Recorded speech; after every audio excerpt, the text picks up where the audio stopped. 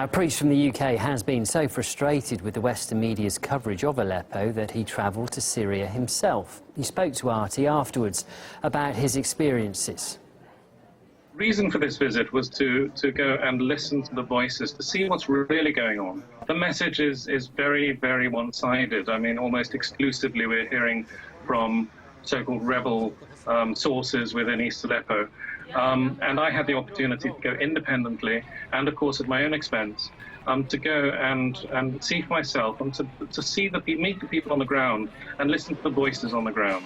They're coming with horrific stories of what they've been through and stories that actually contradict the main narrative that we're hearing here.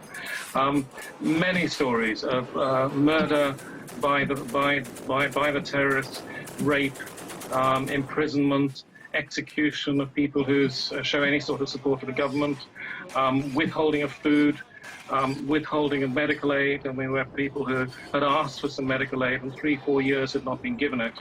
And the stories are just horrific, and they're delighted to come out. I mean, they were saying, thank God, we're free and we can start trying to live our lives again.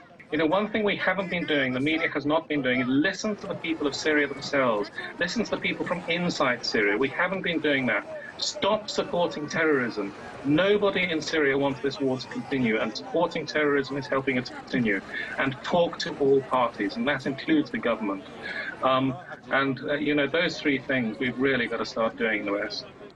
From the real Syria to a fake one, because an Egyptian filmmaker has been charged with spreading false information after he was caught staging pictures to show wounded children in Aleppo to spread on social media.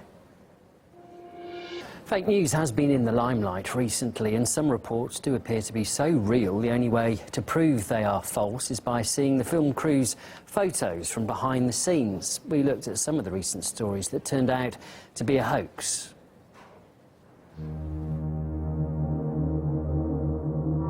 Allah Akbar! Allah Akbar! Allah Akbar!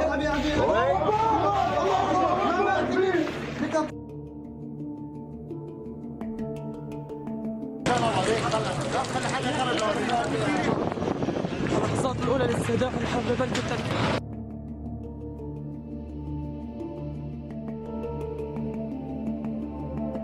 Je vais créer le blog Geiger on Damascus. Tout ce qui se passe en Syrie, je pense qu'il faut quand même que j'en parle, etc. Et moi, I became aware of Amina just because there was press coverage, but I didn't pay close attention to it until Amina was kidnapped. I just went, my God, this is fiction.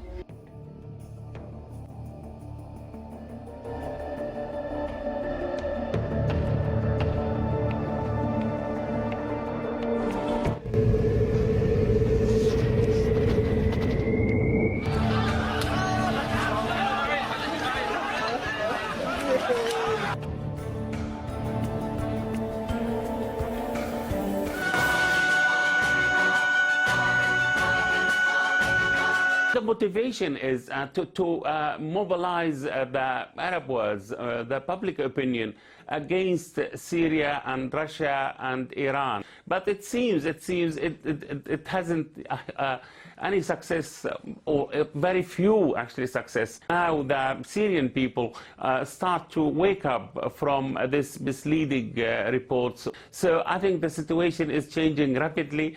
Now a lot of Syrians are turning against the United States, European, who actually put them in this dreadful situation and this destruction of their country and the death of their own people.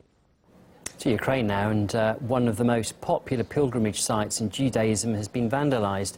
The perpetrators threw a pig's head on the floor and defaced the tomb of the Rabbi Nachman with fake blood. They also sprayed worshippers with tear gas before fleeing the scene. 2 Israeli nationals were taken to hospital as a result. No one has been apprehended as yet for the assault.